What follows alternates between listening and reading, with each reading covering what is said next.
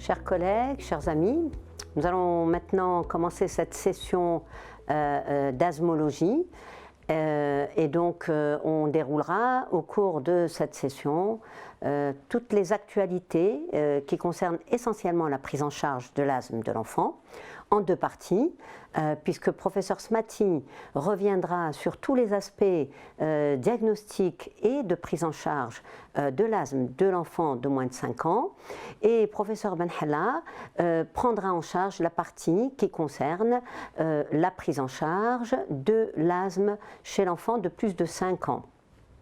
Alors, comme vous le savez, il y a eu de nombreuses actualités dans ce domaine, il y a eu de nombreuses mises à jour, des recommandations internationales, qu'elles soient les recommandations du GINA ou les recommandations américaines d'une NAEPP, National Asthma Education Program, de 2020. Ces deux mises à jour qui sont très récentes vont être comparées avec un petit peu vous connaissez nos recommandations nationales. Nos recommandations nationales, elles datent de 2010. Vous verrez que pour la majorité d'entre elles, en tout cas chez l'enfant de moins de 5 ans, elles restent d'actualité. Néanmoins, elles doivent être actualisées et c'est ce qui est en cours avec le groupe de travail de pneumoallergologie de la Société algérienne de pédiatrie. Si ces recommandations n'ont pas encore été faites à ce jour, c'est parce que justement il y avait encore des discussions en cours et des comparaisons à faire et des décisions à prendre. Donc ce que vous allez entendre au cours de ces deux sessions qui concernent l'actualité dans la prise en charge sont des actualités qui ont cours dans le GINA et également aux États-Unis.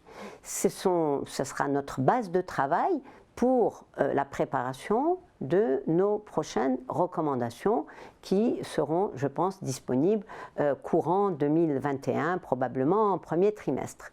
Et vous verrez que professeur Smati et professeur Benhalla vous expliqueront que évidemment, tout est bon à discuter, tout est bon à prendre, mais que ensuite les recommandations nationales doivent s'appliquer en fonction de notre environnement, en fonction des possibilités que l'on a, en fonction des AMM qui sont planifiés et autorisés en Algérie.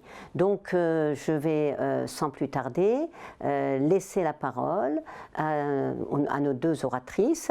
Je sais que c'est un thème qui est très attendu, je sais que vous êtes tous curieux et à la fois pressés de connaître cette actualité, et donc je vous laisse à l'écoute de professeur Smati et professeur Benhalla. Je vous encourage à noter vos questions dans le chat. On répondra à toutes vos questions à la fin des deux présentations et donc n'hésitez pas à revenir sur tout ce qui ne vous a pas paru clair ou sur les questions que vous vous posez dans votre pratique quotidienne sur le terrain. Bonne écoute.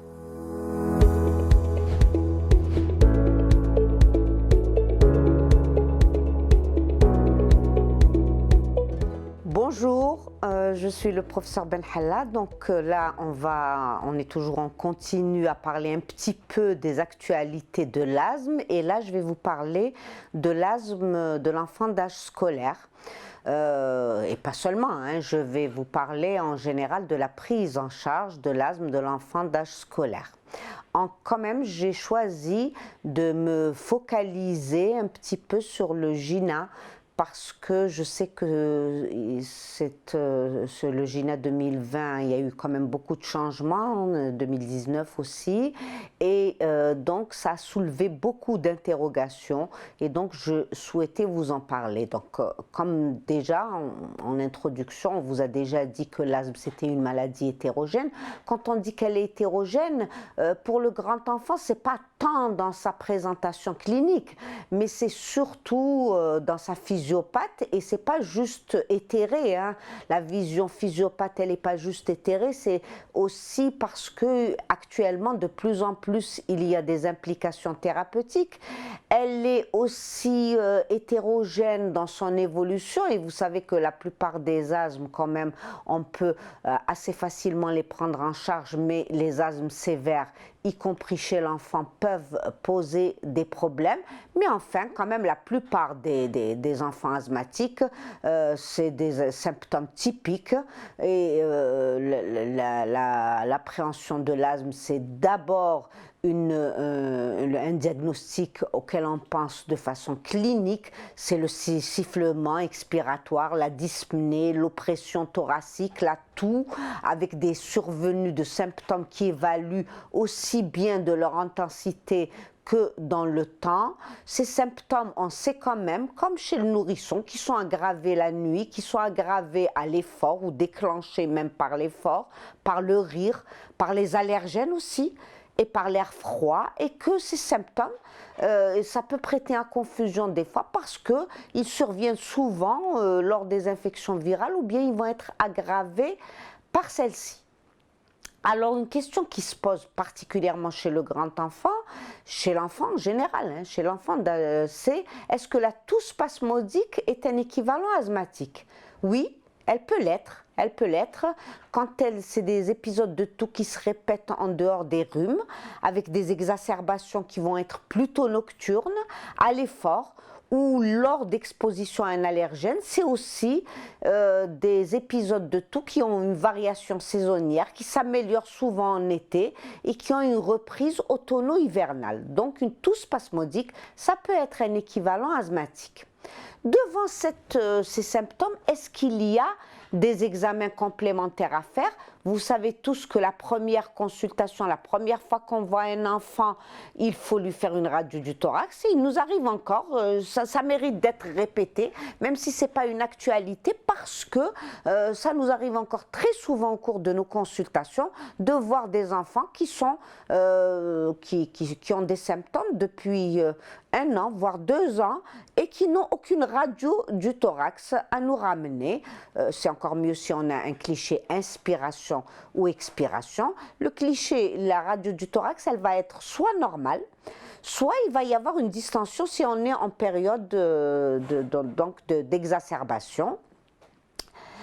Il est intéressant, il est toujours intéressant chez l'enfant, à partir du moment où on peut la faire, de faire une exploration fonctionnelle respiratoire à un moment ou à un autre. Je ne vous dis pas qu'elle est obligatoire pour mettre en route le traitement. Non, ce n'est pas ce que je suis en train de vous dire, mais c'est intéressant parfois dans un but diagnostique et en tous les cas toujours dans l'évaluation au cours du suivi, la mesure du débitmètre de pointe. On devrait en avoir un, tous les médecins devraient en avoir un de la même manière qu'ils ont un stéthoscope. Et on peut la faire, on doit l'apprendre aux patients, on doit apprendre à utiliser un débitmètre de pointe à partir de 6-7 ans à la consultation. Je n'ai pas dit qu'ils devaient l'avoir à la maison, mais au moins à la consultation. On va avoir à faire des courbes débit-volume à peu près au même âge, même si c'est plus difficile chez le petit enfant de faire une courbe débit-volume, il lui faut un certain temps parfois d'apprentissage, parfois on est obligé de le faire revenir ou bien de lui faire assister à une courbe débit-volume chez un enfant plus grand. Et puis aussi, donc là, vous avez une courbe débit-volume. J'ose pas vous mettre la flèche parce que après il risque de bloquer. Mais vous voyez que dans la courbe en rouge, la courbe elle est beaucoup plus creusée qu'une courbe normale. Déjà, ça nous fait donc nous évoque tout de suite qu'il y a une obstruction, mais vous avez donc des normes pour la courbe débit-volume. Et puis il faudra aussi, on peut parfois céder des mesures des résistances, parce que les résistances, on peut les faire chez l'enfant plus jeune. Donc chaque fois qu'on peut avoir une exploration fonctionnelle respiratoire, on ne doit pas s'en dispenser avec un petit bémol, on le verra à la fin dans cette période de pandémie. Qu'est-ce qu'on peut faire aussi? C'est l'enquête allergologique, mais encore une fois, ni l'une, ni l'enquête allergologique, ni l'exploration fonctionnelle respiratoire ne doivent faire retarder la mise en route d'un traitement quand on pense qu'il est opportun sur les signes cliniques et la normalité de la radio ou une radio qui montre qu'une distension. L'enquête allergologique, c'est quoi? C'est d'abord les tests cutanés allergologiques qui sont simples, ils sont fiables, ils sont peu coûteux, il n'y a pas de limite d'âge, on peut les faire. Donc la méthode par prick test, le problème c'est qu'actuellement, nous manquons de ces pricks ça ne nous empêche pas de mettre les malades sous traitement. Les IgE spécifiques, eux, sont beaucoup plus coûteux. Donc, on ne peut pas en faire plusieurs. On ne peut pas en faire plus de 3 habituellement parce que donc on doit être orienté par les données cliniques et ils ne sont réservés, vu leur coût, qu'aux cas discordants ou difficiles. La méthode de référence, c'est bien sûr la méthode CAP-Système, mais il faut savoir que de plus en plus, la chimiluminescence, qui est beaucoup plus facile à avoir chez nous, elle est de plus en plus validée dans les publications internationales. Alors, quand on est chez un grand enfant, on a vu, c'est des épisodes qui sont récurrents, qui sont favorisés par l'effort, par le froid, par éventuellement l'exposition à un allergène, qui sont surtout la nuit. Est-ce que ça veut dire qu'il n'y a pas de diagnostic différentiel? Parce que franchement, chez l'enfant d'âge scolaire, le problème, c'est pas tant un problème de diagnostic que de réussir à bien prendre en charge le traitement du point de vue thérapeutique. Mais là aussi, ça ne nous empêche pas de penser qu'il y a des diagnostics différentiels. Ainsi, par exemple, les infections ORL récurrentes, surtout chez le 6-11 ans, elles peuvent poser problème parce qu'il y a une rhinorrhée, il y a des éternuements, il y a une obstruction nasale et puis tout ça aboutit des fois à une toux. Alors, est-ce que c'est une rhinorrhée? Est-ce que c'est simplement des infections ORL récurrentes? Ou bien est-ce que c'est les prodromes d'une crise d'asthme? Il faut vraiment le savoir. C'est plus difficile, elle vous en a déjà parlé quand même, de confondre avec une primo-infection tuberculeuse ou avec un corps étranger, mais c'est déjà arrivé, on a déjà eu le cas. Mais surtout, en ce qui concerne les pathologies congénitales ou génétiques, elles ont souvent un facteur commun, c'est qu'il y a un retard de croissance qui nous alerte, alors qu'on n'a pas ça dans l'asthme. Donc, il faut y penser. Et puis, je vais vous montrer donc, que même chez le grand enfant, on peut avoir de diagnostics différentiels. Regardez cet enfant de 12 ans qui avait un tableau d'asthme sévère. Donc, il nous a été adressé parce que les gens l'avaient traité pour asthme, parce qu'il avait une dyspnée avec des sifflements, mais il n'était pas arrivé à obtenir le contrôle de l'asthme. D'emblée, on constatait qu'il y avait ils avaient fait une UFR déjà, il avait une obstruction, une distension qui était importante et il avait un retard staturopondéral. Et mon Dieu, donc je passe sur la radio pour vous montrer donc sa TDM thoracique avec laquelle il était venu et qui vous montrait donc un syndrome interstitiel qui était localisé à certains endroits, il n'était pas généralisé. Et si on réinterrogeait cet enfant, en reprenant juste les bonnes règles, en fait c'était un ancien prématuré de 32 semaines et c'est un enfant qui avait eu à cette période néonatale, une ventilation assistée qui a duré depuis plus de 1 mois et donc ça explique que ces symptômes ils soient persistants parce qu'il avait une dysplasie bronchopulmonaire. Il faut savoir que ces dysplasies bronchopulmonaires peuvent répondre partiellement au traitement donc corticoïdes inhalés et bronchodilatateurs. Donc si je reprends le guide de la Société algérienne de pédiatrie, il me semble qu'il est encore tout à fait adapté quand on a des épisodes de toux, de dyspnée, de sifflement. Donc on va faire une radio du thorax, au moins un débitmètre de pointe, mais plus tard il faudra compléter par une spirométrie, c'est pas une UFR, un débitmètre de pointe tout seul. Donc s'il n'y a pas d'éléments qui évoquent d'autres diagnostics, on va traiter le malade. Et à un moment ou à un autre on fera une UFR, à un moment ou à un autre on fera un bilan allergologique et on va le surveiller. S'il est bien contrôlé, on continue dans cette voie. Par Par contre, s'il y a un échec, après avoir vérifié l'observance et la technique d'inhalation, on va explorer. Mais on va d'abord explorer quand même en vérifiant s'il ne s'agit pas d'un asthme. On va faire le bilan allergologique et la spirométrie. Ce n'est que quand tout ça est négatif ou bien qu'il y avait des éléments qui étaient discordants qu'on va discuter des diagnostics différentiels et explorer. Et comme vous l'a dit le professeur Smati tout à l'heure, c'est le même paradigme. Hein. On ne va pas essayer de faire des explorations en vrac, mais on va faire des explorations en fonction de l'orientation clinique. Donc on a fait le diagnostic d'asthme, qui est assez facile, à vrai dire, chez l'enfant d'âge scolaire. La deuxième étape, c'est de vérifier le contrôle avant de donner le traitement, toujours sur les symptômes diurnes, les symptômes nocturnes, la limitation de l'activité et la prise de bêta-2, mais ici c'est supérieur à 2 fois par semaine. On répond non à tous ces items, la maladie est bien contrôlée. On répond oui à 1 ou 2 items, la maladie est partiellement contrôlée. On répond oui à 3 ou 4 items, la maladie n'est pas contrôlée. Donc là, c'est assez facile, mais on ne se contente pas de ça.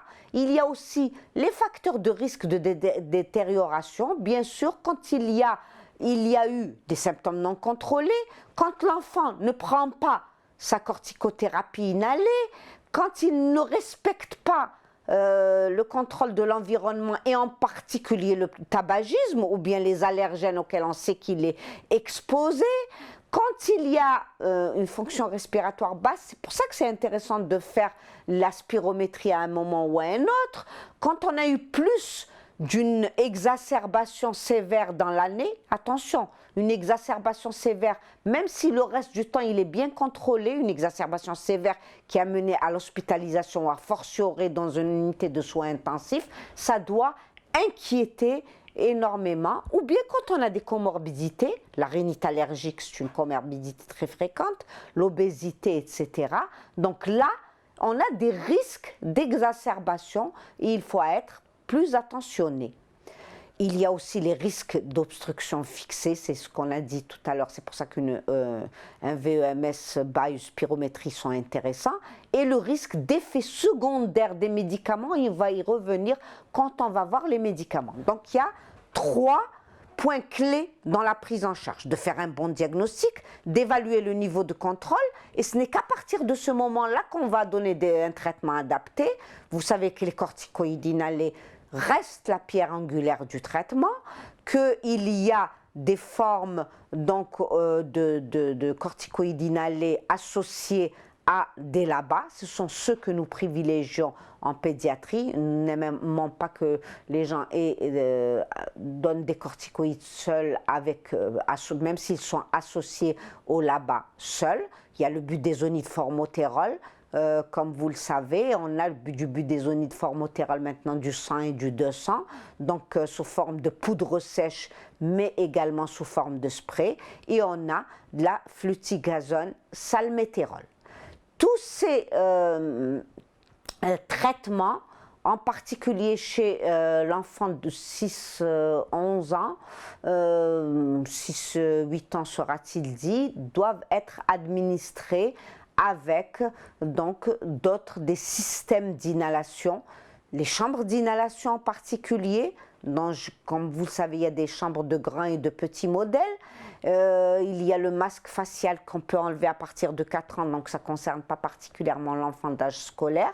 Il y a également les inhalateurs de poudre sèche. Donc classiquement, on dit qu'après 4 ans, on peut utiliser la chambre d'inhalation et l'inhalateur de poudre sèche à partir de 5-6 ans.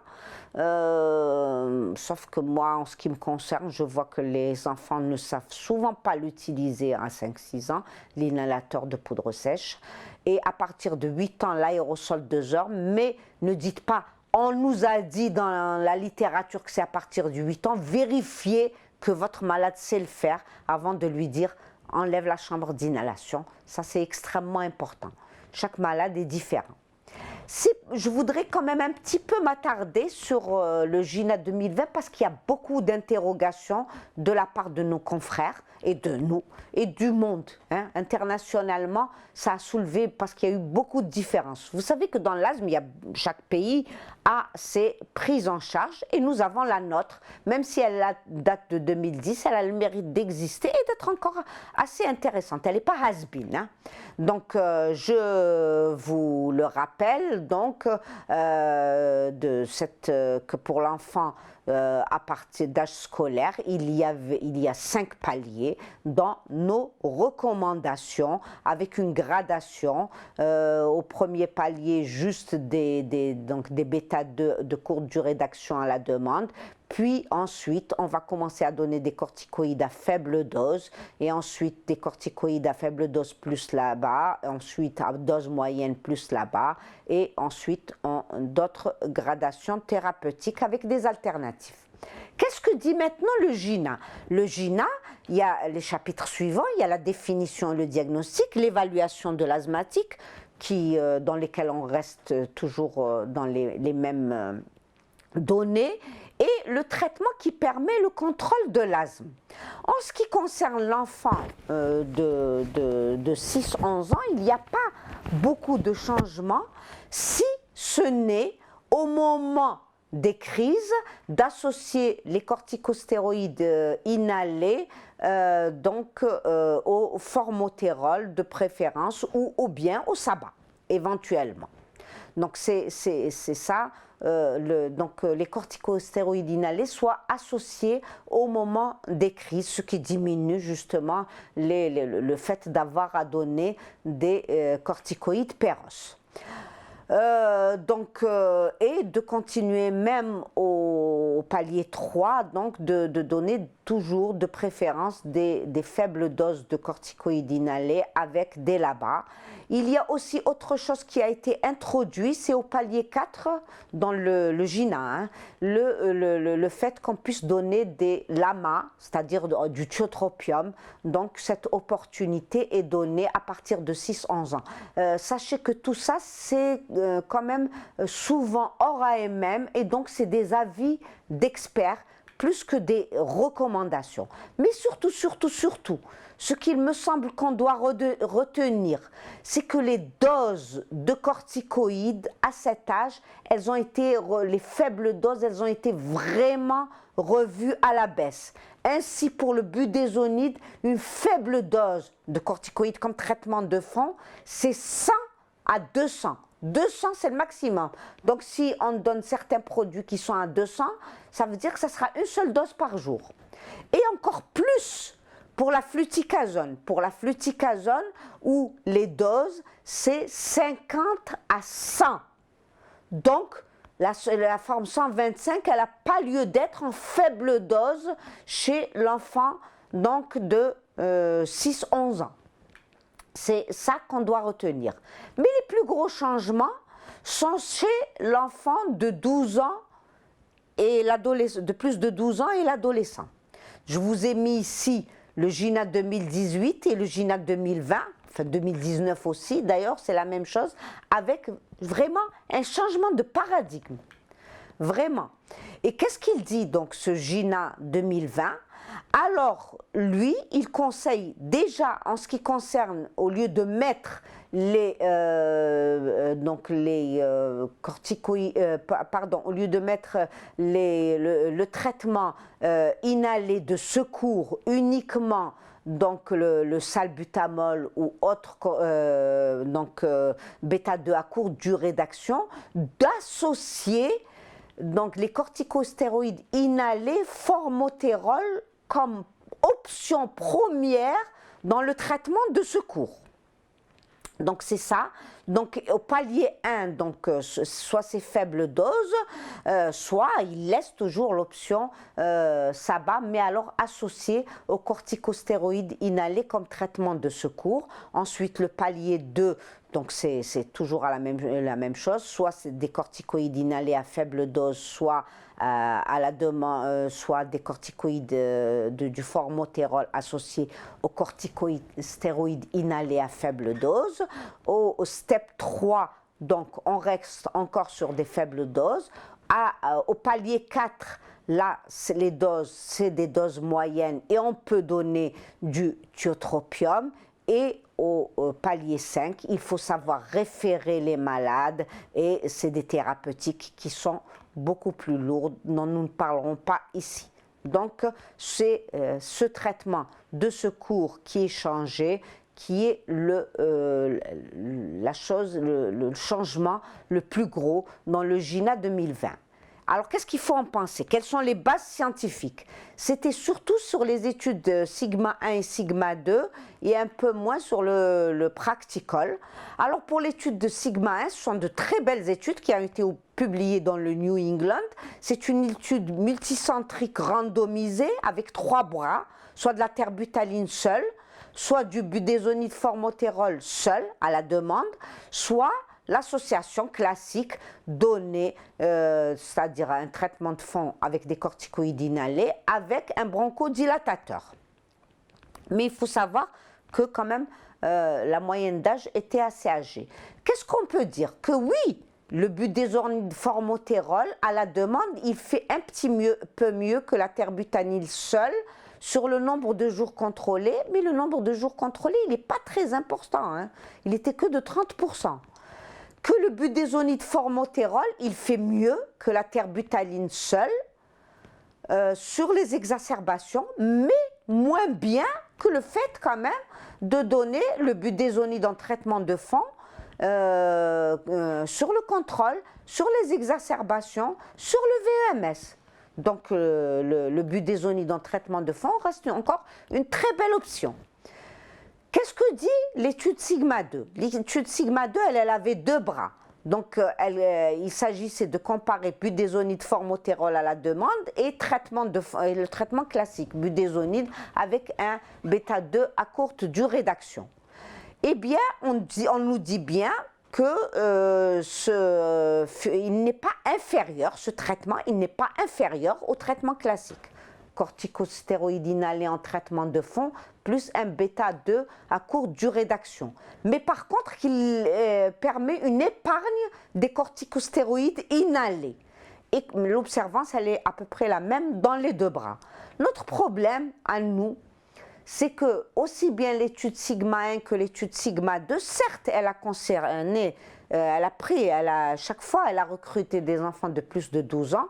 Sigma 1, moyenne d'âge, c'était 40 ans. Sigma 2, c'est 41 ans.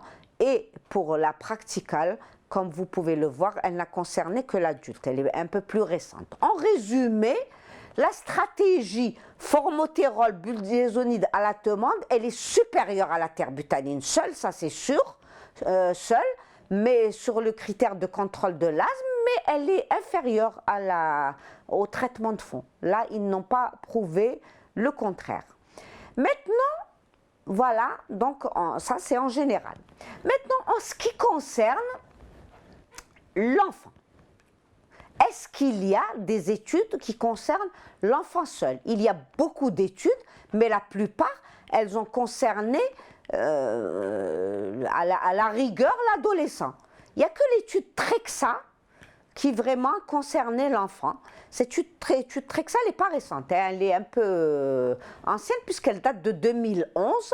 Elle a pris, le problème c'est qu'elle a été un peu confuse parce qu'elle a pris 4 bras. Et donc les conclusions, elles ont été un peu confuses. Mais elle dit que le traitement de fond, il est efficace, qu'il est supérieur aux corticoïdes à la demande avec SABA, mais que les corticoïdes à la demande avec les bêta-2 à courte durée d'action, ils sont supérieurs au SABA seul. Là, ça, c'est sûr. Que le fait d'avoir des corticoïdes à la demande avec SABA, ça permettait de diminuer aussi une épargne cortisonique si on donnait des corticoïdes en traitement de fond seul. Donc le fait qu'on donne des corticoïdes en traitement de fond, donc plus au moment du traitement de secours, au moment des exacerbations qu'on associe au bêta-2 à courte durée d'action des sabbats, elle n'avait pas évalué les LABA, donc c'était efficace, et qu'elle concluait que les bêta-2 à courte durée d'action seuls devraient être évités comme traitement de secours. Maintenant, qu'est-ce que disent les autres recommandations internationales? On en a pris deux là. On a pris le BTS qui date de 2019. Je ne vais pas vous le redétailler parce que le professeur Smati vous en a parlé tout à l'heure. Lui, il considère toutes les populations d'enfants. Il reste classique. Il reste tout à fait classique donc dans son schéma et dans son traitement de secours également. Qu'est-ce qu'il en est maintenant en ce qui concerne les Américains?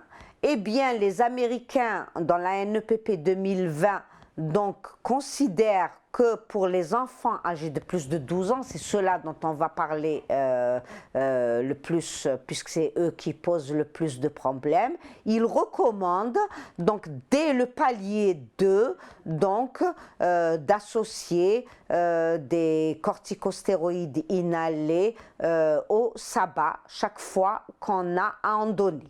Donc, eux aussi, ils se positionnent un petit peu entre les Britanniques, par exemple, et le GINA. Donc, qu'est-ce qu'on doit en conclure? C'est qu'on doit en conclure qu'on doit en rester calme, qu'on doit tenir compte quand même de toutes ces recommandations internationales, mais qu'on doit rester calme jusqu'au changement de notre propre guide qui doit être rediscuté.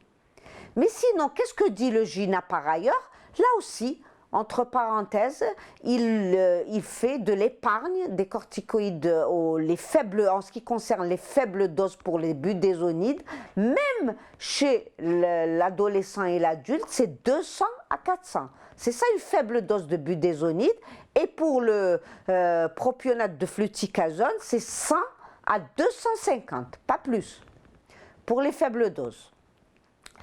Il faut toujours traiter les facteurs de risque modifiables, c'est-à-dire il faut donner un traitement de fond, il n'est pas contre le traitement de fond. Le GINA, toujours de faire un contrôle régulier pour voir quels sont les éléments de contrôle et donner un plan d'action écrit. Toujours éviter le tabac et les allergènes chaque fois que cela se propose. Toujours dépister et traiter les comorbidités en cas d'asthme, référer le patient. Parce que l'objectif, c'est d'obtenir le contrôle, et quand on a obtenu le contrôle, de faire une désescalade thérapeutique. Au contraire, quand il y a une perte de contrôle, c'est faire l'escalade thérapeutique. Toujours donc respecter des délais d'au moins 3 mois avant un changement thérapeutique, et de préférence 6 mois, en réduisant progressivement d'abord les corticoïdes inhalés pour avoir une épargne cortisonique. Et donc si on a les corticoïdes plus là-bas, on va d'abord diminuer les corticoïdes inhalés jusqu'à atteindre les doses faibles. Après, on va avoir une prise quotidienne. Et après, si le contrôle reste total, laissez le corticostéroïde inhalé seul. Donc là, vous voyez qu'on continue de la même manière. Et quand l'asthme n'est pas contrôlé, on ne doit pas oublier d'abord de vérifier la technique d'inhalation, c'est la chose la plus importante, de vérifier quand même le contrôle de l'environnement et si le sujet, par exemple, n'est pas soumis à un tabagisme passif, de voir que l'enfant prend son traitement, ça c'est quand même indispensable, et de traiter les comorbidités avant de faire une escalade thérapeutique. Toujours ne pas oublier l'éducation, apprendre aux malades à connaître les médicaments, à connaître les systèmes d'inhalation, à connaître les prodromes de la crise, à avoir un plan d'action écrit, à connaître les signes de gravité pour savoir quand se diriger à l'hôpital et à accepter un suivi régulier. Donc ça, c'est donc des paramètres qui persistent toujours. Donc vous voyez qu'il y a quand même une grande partie des recommandations qui sont encore là. Alors, mais je voulais aussi vous parler de quelque chose, c'était, actualité oblige, l'asthme et l'épidémie Covid-19. Je vous ai pris cet article de 2020, qui date d'il y a à peine 3 mois, qui est très récent, l'asthme et le Covid-19, le connu, l'inconnu et ce qui reste controversé. Alors, paradoxalement, l'asthme pourrait être protecteur parce que les récepteurs de l'enzyme de conversion de l'angiotensine 2, les fameux ACE2, ils seraient sous-exprimés dans les poumons des enfants atopiques. Mais par ailleurs, quand il y a eu un confinement, les gens ils sont restés, donc les enfants ils sont restés dans les maisons, plus en présence des aéroallergènes, plus en présence des parents énervés qui fumaient, donc ils ont pu perdre leur contrôle et on sait quand même que le fait d'avoir un Covid sur un asthme sévère, c'est quand même un facteur de gravité. Donc vous voyez, c'est la controverse. On sait en tout cas qu'il y a aussi un impact sur le diagnostic. Les gens ne se sont pas présentés dans les hôpitaux dans tous les pays du monde et chez nous aussi. Les symptômes, ils pouvaient un peu prêter à confusion parce qu'il y avait de la toux qui est quand même un symptôme assez important dans l'asthme et de l'oppression thoracique. On n'a pas pu faire d'exploration fonctionnelle respiratoire. Vous savez qu'elles ont été très conditionnées parce qu'on a eu peur de la contamination. Donc ça posait problème. Ce qui n'est pas controversé par contre, c'est qu'on sait que les enfants et les adolescents, les adultes aussi d'ailleurs, ils doivent continuer à prendre leurs médicaments en traitement de fond. Que quand ils ont une exacerbation, s'ils ont besoin de corticoïdes inhalés, ce qui arrive, je l'espère, de plus en plus rarement, ils doivent l'avoir. Ils doivent avoir ces corticoïdes oraux, pardon, hein, à force de parler de corticoïdes inhalés, je fais des lapsus maintenant.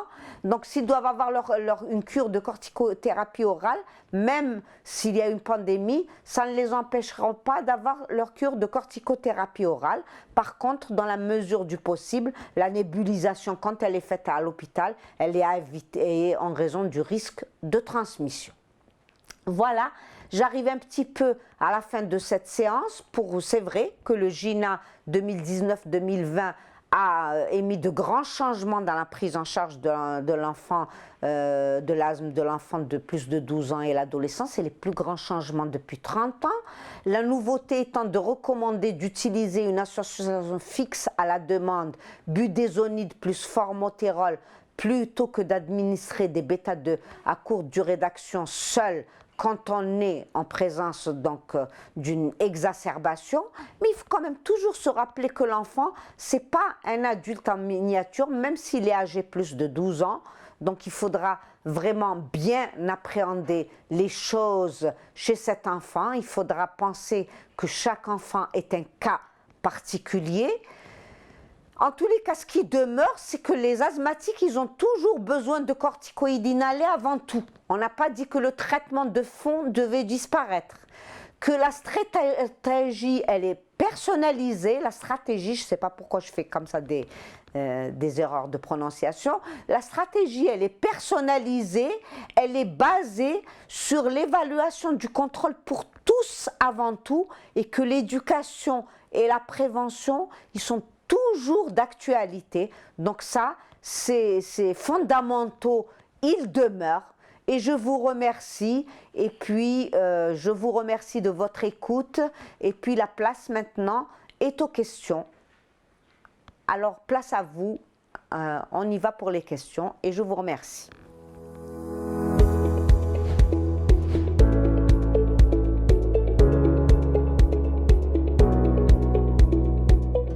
Chers amis, bonjour. Donc, nous allons, dans ces rencontres algériennes de pédiatrie ambulatoire de Sétif, aborder pour cette session-là, cette présentation, l'asthme de l'enfant préscolaire.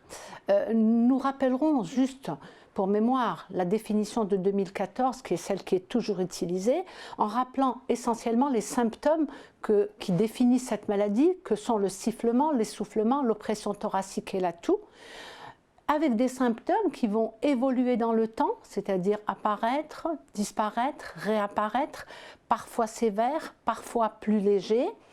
Et ces symptômes-là, ce sont ceux qui caractérisent la maladie. Est-ce à dire que tout soufflement ou essoufflement chez un enfant de moins de 5 ans va suggérer de l'asthme? Non. On va voir les caractéristiques de chacun de ces symptômes et quand ces caractéristiques sont réunies, par exemple, une toux qui est récurrente, persistante, non productive, qui s'aggrave la nuit, qui s'accompagne d'un sifflement déclenché par l'exercice, les rires, les pleurs, l'exposition à un irritant comme le tabac, en l'absence d'une infection respiratoire aiguë, quand cette toux ou ce sifflement a également les mêmes caractéristiques, quand s'y associe une respiration qui est difficile ou un essoufflement lors de l'exercice, des rires et des pleurs, ces symptômes-là peuvent, dans certains cas, retentir sur l'activité qui sera chez ce petit de moins de 5 ans limitée, c'est-à-dire que cet enfant de moins de 5 ans qui a ces caractéristiques cliniques ne va pas pouvoir, avec la même intensité que ses copains, courir, jouer. Il va, pendant les promenades, alors que les enfants ils aiment bien courir quand on les laisse, qu'on leur donne l'occasion de faire une promenade, ils vont volontiers vouloir être pris à bras parce que c'est l'expression un petit peu de la limitation de leur activité.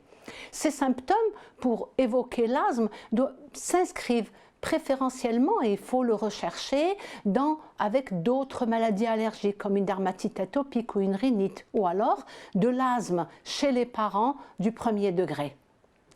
Dans toutes ces manifestations, dans ce contexte-là, quand les idées sont suggestives sans pour autant être vraiment bien définies, parce que c'est une définition qui est clinique, on va faire un essai thérapeutique avec un corticostéroïde inhalé de 2-3 mois, et l'amélioration sous ce traitement et l'aggravation quand on l'a arrêté sont des éléments supplémentaires qui nous font évoquer l'asthme. Alors, ces caractéristiques, on peut les retrouver dans beaucoup d'autres circonstances. Donc on va s'aider dans la réflexion en rappelant que les symptômes vont avoir tendance, moins ils sont précis, c'est-à-dire de la toux qui évolue moins de 10 jours, peu fréquente, sans symptômes intercurrents, même s'ils vont être un peu plus importants, ces symptômes-là qui vont être plus fréquents avec des symptômes intercurrents, qu'à ces symptômes vont s'associer une notion familiale, et bien on voit que plus on avance dans ces catégories, plus la probabilité d'être dans un asthme va être grande dans cette maladie. Mais néanmoins, dans certains cas, malgré ces manifestations, cet environnement, cette réponse thérapeutique, qu'il soit partielle ou totale, il faut évoquer d'autres diagnostics si, par exemple, les signes respiratoires vont persister même entre les épisodes. Si même l'été, il y a des symptômes, alors qu'on sait que les asthmatiques, globalement, en été, vont mieux. Si les symptômes ont commencé brutalement, c'est-à-dire un enfant qui se porte bien, qui n'a aucun prémisse, ni le nez qui coule, ni une voix enrouée, ni rien du tout, et brutalement va se mettre à faire des manifestations respiratoires lors d'un jeu ou d'un repas, ben, il faut évoquer le corps étranger. S'il n'y a pas de gradation entre les infections puis ces manifestations, si ça survient pendant l'alimentation, il peut y avoir une fistule œsotrachéale. Et là, on évoque vraiment le tout petit, moins de 5 ans, mais pas le 4-5 ans, mais plutôt les premiers mois, première année de vie. Quant aux signes respiratoires, s'associent des signes en dehors de la respiration, notamment un retentissement sur la courbe de poids. Il n'y a pas de raison qu'un asthme retentisse sur la courbe de poids. Quand il y a des signes digestifs associés, des difficultés alimentaires ou solides, peut-être qu'il y a un arc aortique, quand il y a des vomissements éventuellement. Si les signes respiratoires sont très localisés, c'est-à-dire on a un foyer de râle. Si évidemment il y a un hypocratisme digital ou une hypoxémie en dehors d'une infection, c'est des manifestations d'une atteinte grave, d'une atteinte compliquée d'insuffisance respiratoire pour l'hypocratisme. Il faut carrément évoquer d'autres diagnostics. Quand toute manifestation respiratoire qui a débuté en période néonatale, mais véritablement une véritable histoire respiratoire, il faut évoquer les maladies qui peuvent débuter en période néonatale, d'abord a priori, avant d'évoquer la maladie asthmatique. Et enfin, quand on a fait le traitement et qu'il n'y a pas eu de réponse à ces traitements, il faut évoquer d'autres diagnostics. Et à ce moment-là, qu'est-ce qu'on fait? Quand on a suspecté devant un début brutal, par exemple, et qu'on pense à un corps étranger, eh ben, on va faire une endoscopie bronchique. Si on pense à un arc aortique, eh ben, on ira faire une angio-TDM, etc. Si c'est une maladie chronique avec retentissement, peut-être une mucoviscidose ou autre. Donc, on fera l'examen qui correspond à la pathologie qui a été évoquée devant les symptômes associés aux symptômes respiratoires que l'on a décrits. Et en aucun cas on fera une checklist qui alourdit vraiment le diagnostic, c'est-à-dire l'arrivée au diagnostic final, et qui coûte énormément, qui décourage les parents et qui est à l'origine du nomadisme médical qui est fréquent dans ce cas-là. Alors, il faut sérier toutes ces manifestations, leur évolution dans le temps, la réponse au traitement éventuel, parce que les enfants qui ont commencé à avoir des épisodes peu fréquents, bref, sans manifestation intercurrente, eh bien, très peu d'entre eux vont développer de l'asthme. Et à l'autre bout, à droite, on va voir que les enfants qui ont ces manifestations de toux, de sifflements, de difficultés respiratoires, qui vont durer plus de 10 jours, qui vont être fréquents, plus de 3 épisodes par an, qui s'accompagnent d'épisodes avec des sifflements, de la toux, etc., lors des rires, des pleurs, lors des efforts, qui s'inscrivent dans un contexte familial d'atopie, eh bien, dans cette catégorie, la plupart ont de l'asthme. Donc on permet, grâce à tout cet interrogatoire, à cette analyse fouillée, de pouvoir identifier la forte probabilité de développement de l'asthme dans ces catégories diagnostiques. Donc, pour résumer, comme ça a été résumé dans le GINA en 2018, qu'un enfant de moins de 5 ans est très probablement un asthmatique quand il a des sifflements qui sont des sifflements de la toux qui surviennent lors des efforts de rire, de pleurs, en l'absence d'infection, qu'il y a présence d'asthme ou d'autres maladies chez les parents du premier degré, quand il y a une réponse favorable au traitement d'épreuves anti-asthmatiques, c'est-à-dire corticostéroïdes inhalés pendant 2-3 mois, et que ça s'est aggravé après l'arrêt de ce traitement.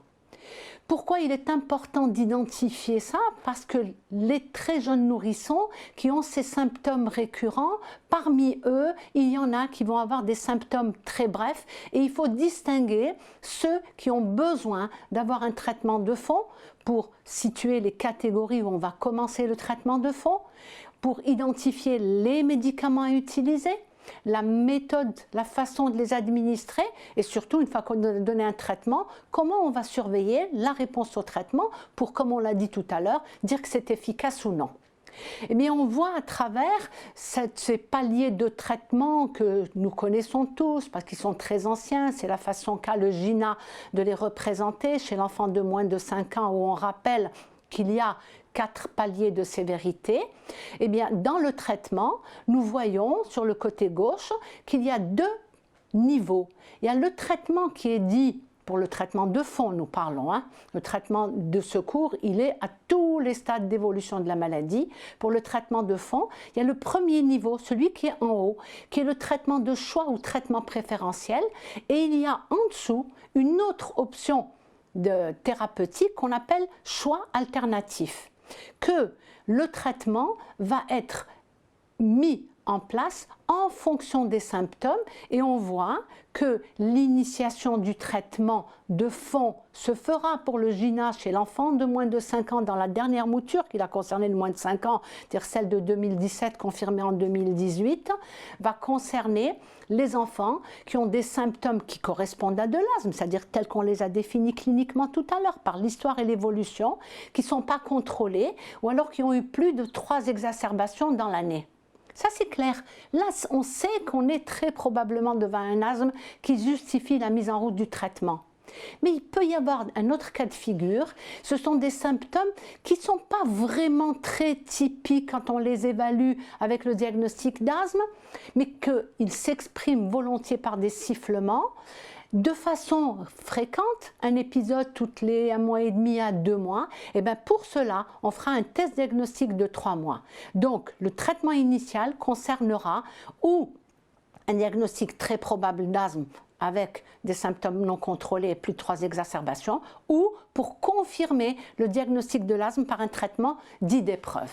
Et qu'est-ce qu'on a comme possibilité thérapeutique quand on est au palier 2 et qu'on va initier un traitement? Eh bien, le choix préférentiel, ça sera le corticostéroïde inhalé. C'est la pierre angulaire de toutes les références, de toutes les recommandations. Et à cet âge, ce que l'on peut recommander, soit c'est un spray, mais obligatoirement avec une chambre d'inhalation et un masque ou un embout buccal en fonction de l'âge de l'enfant, ou alors la nébulisation. Et le choix alternatif, c'est les antileucotriènes et les corticostéroïdes inhalés de façon intermittente. C'est ce qui est proposé pour le moins de 5 ans. Nous voyons ici les Britanniques qui, en fin 2019, ont fait cette recommandation. Alors, eux, ils ne différencient pas moins de 5 ans, plus de 5 ans, 11, 12 ans. Ils mettent toute la pédiatrie dans le même c'est-à-dire dans le même schéma de traitement. Ils identifient l'intermittent du persistant et, comme traitement, ils ne recommandent pour le moins de 5 ans que les corticoïdes en très faible dose, puis une augmentation de dose, et les antileucotriènes. C'est les seules recommandations qu'ils font.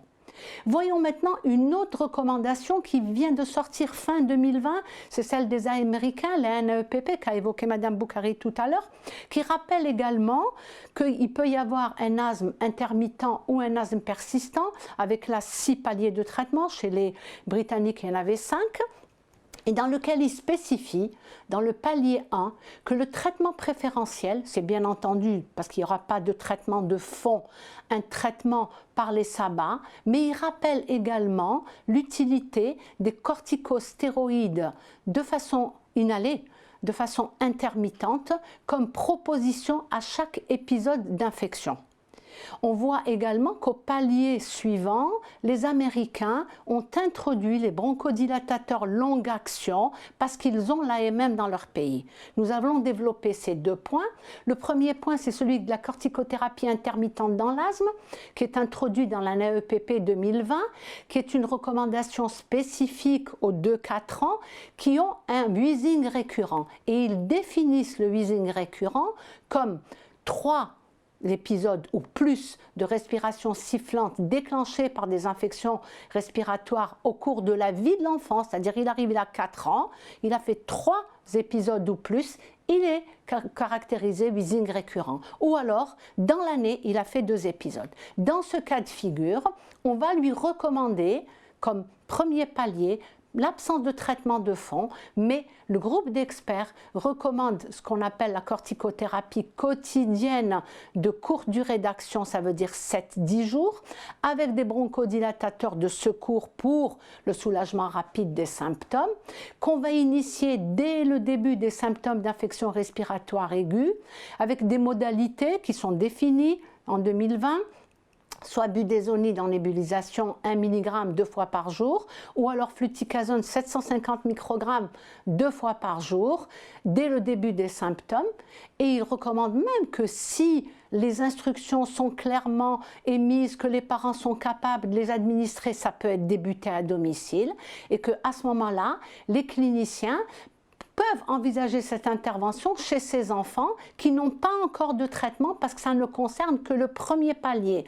Au-delà du premier palier, quand on a pris une alternative thérapeutique, on ne fera plus recours à ces corticostéroïdes inhalés. Mais il rappelle également que les données concernant la croissance de ces passés des hautes doses de corticoïdes sont contradictoires, que si on initie ce traitement, il faut surveiller la taille des enfants, mais que quand même, il y a un bémol à cette recommandation, c'est que cette évaluation, quand on a voulu la faire et qu'à travers l'analyse des exacerbations, qu'est-ce que ça a donné en termes d'exacerbation, en termes de contrôle de l'asthme, en termes de qualité de vie, est-ce que c'est mieux ou moins bien avec ces corticostéroïdes inhalés? Eh bien, quand on a comparé dans cette tranche corticostéroïdes inhalés intermittents, pas de traitement ou simplement un traitement non pharmacologique, eh bien, il n'y a pas de données solides qui appuient cette thérapeutique, et donc c'est une recommandation qui a été émise mais qui est conditionnelle et qui est assortie vraiment de l'absence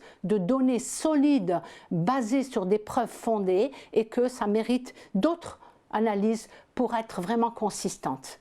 D'un autre côté, le GINA également en 2020 a émis un avertissement qui va recouper ce qu'on vient de dire, puisque dans ce document, le GINA rappelle que c'est un document de stratégie globale qui se veut être livré pour le monde entier, que les approbations réglementaires et les soumissions pour les médicaments diffèrent d'un pays à l'autre, qu'il y a des recommandations qui sont émises par les experts du GINA ou d'autres hors AMM en fonction des pays, et que dorénavant, le GINA a émis l'avertissement que quand il fera une recommandation, il ne mettra plus ni dans les rapports ni dans les diapositives hors AMM, et que le comité d'experts peut, malgré l'absence de preuves, émettre une recommandation qu'il jugera forte mais sans preuve. Donc il faut bien analyser toutes ces données avant de se lancer dans une prescription, parce que le GINA conclut dans cet avertissement que lors de l'évaluation du traitement et du traitement des patients, il faut utiliser le jugement professionnel. Est-ce que c'est possible, pas possible, faisable? Est-ce qu'on peut remettre ça entre les mains des parents à domicile? Il faut tenir compte des directives locales et nationales, et notamment de ce qui est autorisé dans le pays, des critères de remboursement si ce médicament pour cette utilisation intermittente n'est pas remboursé dans le pays, et surtout de l'AMM du pays. Donc cette recommandation-là est très difficile à appliquer de façon brute comme ça d'un pays à l'autre. Alors, finalement, dans le traitement, on a donc le choix préférentiel, mais également le choix alternatif à tous les niveaux. Et à chaque fois qu'on commence, on commence par des faibles doses de traitement. Et on rappelle qu'en 2020, la dose faible qui était de 200 pour le dipropiomate de beclométasone est passée à 100 microgrammes. Donc vraiment, on a baissé, on a confirmé cette baisse qui était déjà inscrite préalablement, la faible dose, parce qu'on veut vraiment aller vers des faibles doses de traitement. Il n'y a pas besoin d'augmenter si avec une faible dose on a un effet. Et d'ailleurs les Anglais utilisent même le terme very low, la très faible dose de traitement. Alors, prenons le cas de figure où on a initié le traitement, donc on est au palier 2, on a donné un corticoïde à faible dose et on fait l'évaluation après 3 mois, il n'y a pas eu de résultat. Alors avant d'augmenter au palier suivant, il faut toujours vérifier que il a acheté le médicament, que c'est le médicament qu'on a prescrit, qu'il est utilisé à la bonne dose, que la technique d'inhalation est bien faite, que l'observance même, que l'enfant, si on a donné 2 doses par jour, c'est 2 doses qui sont prises de façon régulière avant d'augmenter. Si on n'a pas vérifié tout ça, il est inutile d'augmenter les doses, parce qu'on va augmenter les doses. Si on tombe sur les mêmes défects, eh bien on aura les mêmes résultats puisqu'il y a la même façon d'administrer les médicaments. Dans les alternatives thérapeutiques, les antileucotriennes sont citées dans le GINA à partir du palier 2 de traitement de fond jusqu'au dernier palier, mais le GINA en 2020 a rappelé les effets indésirables du montelukast en précisant le risque d'événements neuropsychiatriques graves, de cauchemars et de problèmes de comportement chez les petits, j'ai enlevé la partie suicide chez les grands, et de dire qu'avant qu'un médecin ne prescrive le montelukast, le professionnel doit en peser les bénéfices-risques, doit informer les parents du risque d'effets neuropsychiatriques, et que la FDA, maintenant, elle spécifie dans la boîte ces manifestations adverses du montelukast qui en limitent véritablement l'utilisation. Quand on traite, qu'est-ce qu'on se fixe comme objectif? D'abord avoir un contrôle clinique, ça on le sait tous, on le fait depuis 2016. C'est-à-dire que quand l'enfant vient au bout de 3 mois, sur les 4 dernières semaines, on va poser des questions sur les symptômes diurnes, les symptômes nocturnes, l'utilisation des bronchodilatateurs, le retentissement sur l'activité, et sur ces 4 questions, on pose la question à la maman, et si elle a répondu oui, non à toutes les questions, eh bien on dira que l'asthme est bien contrôlé. La réponse à 1 ou 2 questions partiellement contrôlées. Et si elle a répondu oui à 3 ou 4 des items, c'est que l'asthme est dit non contrôlé. Et même si l'asthme est contrôlé, il faut assortir cette notion d'évaluation au risque d'exacerbation, parce qu'on peut avoir un contrôle clinique sur le mois précédent, mais avoir des facteurs de risque d'exacerbation pour les mois suivants. Évidemment, une ou plusieurs exacerbations. Mais également, si on est au début de la mauvaise saison, par exemple l'automne, et bien même s'il est contrôlé, peut-être qu'il ne faut pas baisser le traitement parce qu'on sait que c'est la période où les symptômes vont réapparaître. Mauvais contrôle, facteur de risque d'exacerbation, on l'a dit, ça, on ne le considérera pas comme contrôlé s'il y a une mauvaise observance, s'il y a un environnement familial avec des problèmes psychologiques ou de mauvaises conditions socio-économiques qui vont faire que l'adhésion au traitement et le maintien de ce traitement au long cours sera mise à rude épreuve, et c'est pour cela qu'il faut tenir compte du coût. Et si les parents n'ont pas les moyens, il vaut mieux un faible coût que d'aller vers un traitement qui ne sera pas pris pendant longtemps. Et enfin, tenir compte de quelque chose qui est vraiment toujours présente, qu'on a tendance à mettre un peu de côté, c'est l'exposition à la fumée de tabac. Et si parmi toutes les expositions, il y en a une pour laquelle on sait qu'elle est délétère, c'est la fumée de tabac. Mais concernant tous les autres allergènes auxquels l'enfant peut être exposé, les allergènes domestiques chez l'enfant, il faut rappeler que la NAEPP en 2020, elle a rappelé qu'en dehors d'une intervention qui vise à enlever un allergène majeur, documenté, c'est-à-dire quand l'enfant est en contact avec cet allergène, les manifestations apparaissent. Quand il quitte cet allergène, les manifestations n'apparaissent pas. Ou quand on a documenté avec des examens complémentaires, des tests d'allergie, le lien de causalité entre cet allergène et les manifestations, on peut l'enlever. Sinon, toutes les autres manifestations, enlever les tapis, changer les matelas, acheter des housses et tout ça, ça va alourdir la prise en charge sans véritablement une puisque les preuves sont très faibles concernant ce contrôle de l'environnement domestique, et cette recommandation est aussi une recommandation conditionnelle. Chez le moins de 5 ans, une fois qu'on a fait le traitement, évidemment, avant toute modification, on vérifie l'observance, la technique d'inhalation, la notion de facteur déclenchant, comme on vient de le spécifier. Et le but du traitement, il est d'augmenter jusqu'à ce qu'on obtienne le contrôle, c'est la flèche qu'on voit aller vers le haut, ou de diminuer dès qu'on a le contrôle. Et le contrôle doit être là depuis plus de 3 mois, et de diminuer jusqu'à obtenir la dose minimale qui va maintenir le contrôle et pas garder une dose starter pendant plusieurs mois. Parce qu'il faut voir ces enfants-là en fonction de la pression thérapeutique que la maladie exige, c'est-à-dire en fonction du nombre de doses de corticoïdes, de la quantité qu'il prend. Et même un enfant qui n'est plus sous traitement, il faut quand même le voir au moins une fois par an pour pouvoir un peu voir l'évolution de la maladie, les facteurs de risque, le retentissement, etc. Néanmoins, dès qu'on a fait un ajustement de traitement, si l'asthme n'était pas du tout contrôlé, il faut le revoir au bout d'1 mois, et tout réajustement, même en cas de contrôle partiel, doit être refait au bout de 3 mois.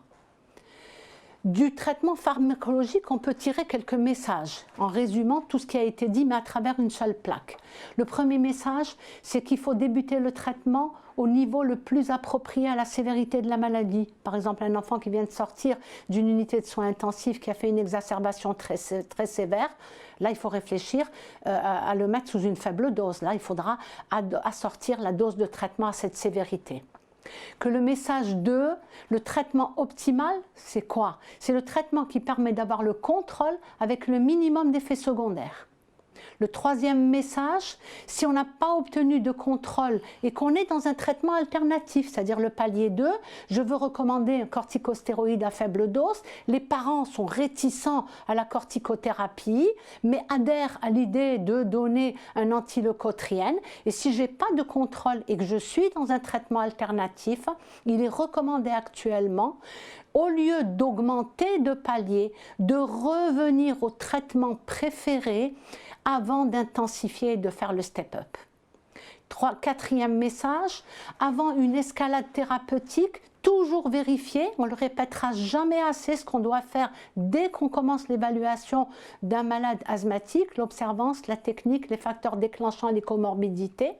5e message, obtenir le contrôle le plus tôt avant d'envisager la désescalade, mais il faut attendre 3 mois de contrôle consécutif avant de diminuer. Et enfin, le dernier message, 3 à 6 mois avant de modifier le traitement, que ce soit dans le sens de l'augmentation ou de la diminution.